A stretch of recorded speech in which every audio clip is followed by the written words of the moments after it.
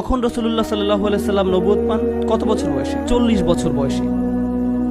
40 বছর বয়সে তিনি দাওয়াত দেওয়ার কাজ শুরু করেন। ঠিক, তিনি দাওয়াত দেওয়া শুরু করেন। এখন এর পূর্বে কি তিনি মক্কায় বসবাস করেছিলেন? হ্যাঁ। মানুষ কি এর পূর্বে তাকে চিনতেন? তারা তাকে কি নামে ডাকতেন? তারা তাকে কিছু সুন্দর নামে ডাকতেন। কি কি সুন্দর নাম ছিল সেগুলো? আস-সাদিক, আল আমিন। 40 বছর বয়সের পূর্বে তিনি কি কখনো তাদেরকে ইসলামের কথা বলেছিলেন? না।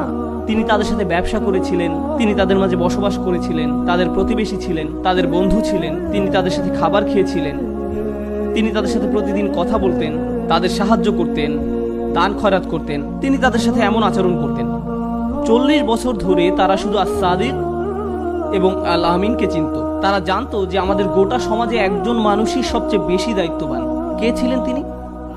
মুহাম্মদ। তারা তখনও তাকে রাসূলুল্লাহ সাল্লাল্লাহু আলাইহি সাল্লাম বলে জানতো না। এখন এটাই আপনার প্রথম পদক্ষেপ। উম্মার একজন সদস্য হিসেবে আমার আপনার দায়িত্ব হলো আমাদেরকে রাসূলুল্লাহ সাল্লাল্লাহু আলাইহি সাল্লামের চরিত্র প্রদর্শন করতে হবে সমগ্র বিশ্বকে। আর তা হলো আস-সাদিক এবং আল আমিন। তাই যখন তারা একজন মুসলিম সম্পর্কে চিন্তা করবে, তারা একজন সৎ মানুষ সম্পর্কে চিন্তা করবে। তারা এমন একজন সম্পর্কে চিন্তা করবে যাকে তারা বিশ্বাস করতে পারে। বর্তমানে পরিস্থিতি এত খারাপ যে আমরা নিজেরাই একে অন্যকে বিশ্বাস করতে পারি না। এমনকি আমরা নিজেরাই একে অন্যকে বিশ্বাস করতে পারি না।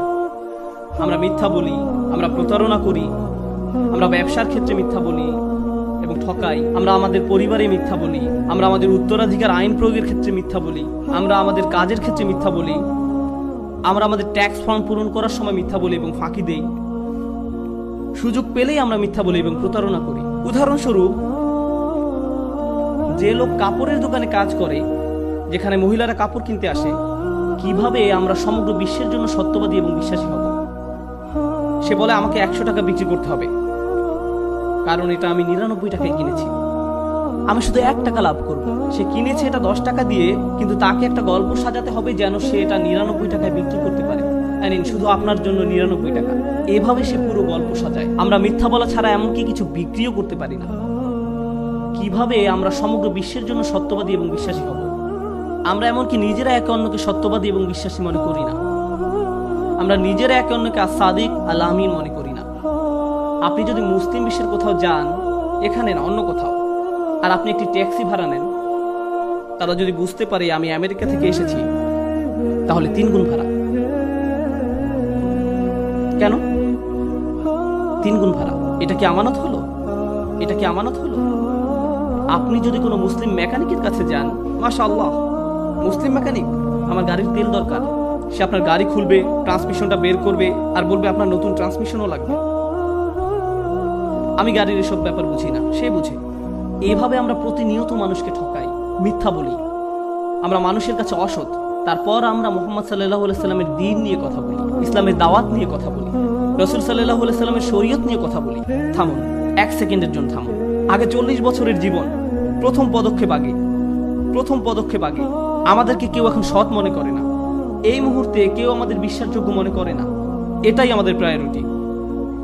তাহলেই কেবল ইসলামের দাওয়াত মানুষের কাছে যৌক্তিক মনে হবে। কারণ আপনার মুখ খোলার আগেই তারা আপনাকে ভালোবাসে। এই লোক কখনো মিথ্যা বলে না। আমি যে কারো উপর তাকে বিশ্বাস করতে পারি।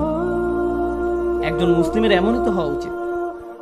আপনাদের অনেক সহকর্মী হিন্দু, এদেশে আপনাদের অনেক সহকর্মী খ্রিস্টান, আপনাদের অনেক সহকর্মী বৌদ্ধ বা নাস্তিক বা আজ্ঞেয়বাদী। ইসলাম সম্পর্কে একমাত্র যে জিনিস তারা জানে তা কোরআন থেকে নয়। তারা কোরআন জানে না। ইসলাম বলতে তারা শুধু আপনাকেই চিনে। আপনি তাদের নিকট ইসলাম, আপনি তাদের নিকট রাসূলুল্লাহ সাল্লাল্লাহু আলাইহি সাল্লামের দূত। তাই যখন আপনি আপনার সহকর্মীকে বলেন আমি 5 মিনিটের মধ্যে আসছি, 5 মিনিট মানে আজকে যে কোনো সময় হতে পারে,